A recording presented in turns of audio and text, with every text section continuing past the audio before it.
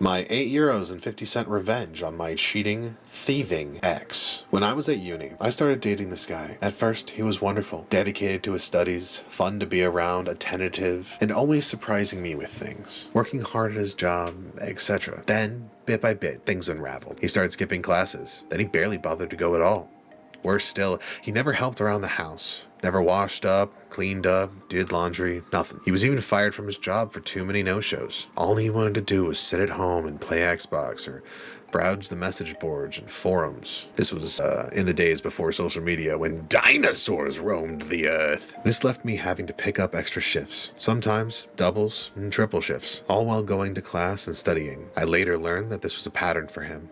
He'd be really dedicated to whatever he set his heart on, but then get bored and fall back into old habits. Then he'd find a new passion, rinse and repeat. I knew I should have ended the relationship much sooner, but I held out hope that he would snap out of it, that maybe it was just exam stress getting to him. I desperately wanted things to go back to how they were, but it was not meant to be. I caught him cheating and threw him out. I was so stressed with everything that it wasn't until the next day that our joint savings account crossed my mind. There was a little over $5,000 in there, and bar a few hundred from him, the rest of the money I had saved. I checked the account. It was all gone. My ex had cleaned out the account and moved into a new flat with a side chick. I called the bank. There was nothing they could do. He was authorized on the account. I called the police. Told me there was nothing they could do since it was a joint account, so nothing criminal had happened. They suggested to take it to civil court, but said I'd probably spend more money than I got back in legal fees, so likely it wasn't worth it. My ex had stolen $5,000, and there was nothing I could do about it. I felt like such an idiot. I got even angrier when I saw his posts on various forums boasting about his new game consoles, new games, new TVs, and gadgets,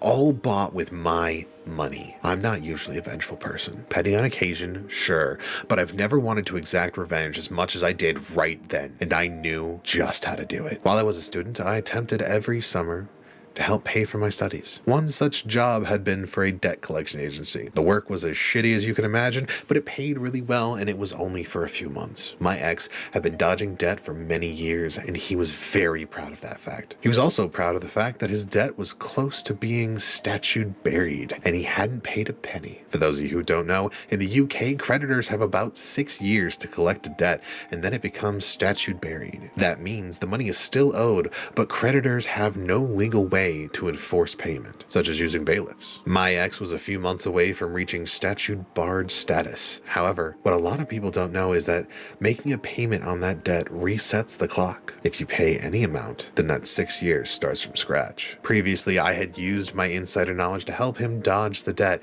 Now I would use it to hit him where it hurt. By the end of our relationship, I was handling everything, including his debts. I had the paperwork, so I knew who he owed and how much. I called his creditors up. I was honest, said I was a friend calling to make a payment on his behalf. I didn't pretend to be him because that would be a big legal no-no. They weren't allowed to disclose any details, but they were able to take payment. I paid the minimum I could on each debt, about €1 on most, but one had a payment of $150.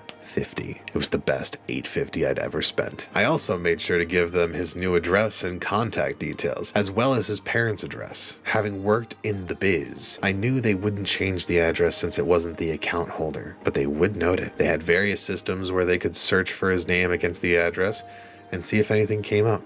If they got a hit, they changed the address. The trap was set. All I had to do was wait. A few months rolled by, then it happened. His posts on the forums went from boasting about his new gaming PC to panic about a court date. He called me and begged for advice. I told him to F off. Seeing that I wouldn't help, he asked for advice on the forums. One of his online friends told him not to turn up to court. That way they wouldn't be able to prosecute without him there. It was terrible advice that was 100% untrue. In fact, not showing up is one of the worst things you can do, especially in civil court. Now this was getting better and better. The court date came and went. My ex, naturally, didn't go. A few weeks later, my ex posted photos of his empty flat. Bailiffs had cleaned him out and taken every last of his shiny new gadgets and toys. On top of that, he ended up with several CCJs, county court judgments. These are a big deal and can seriously damage your credit history, making it hard to get bank accounts outside of basic ones. Near impossible to get credit.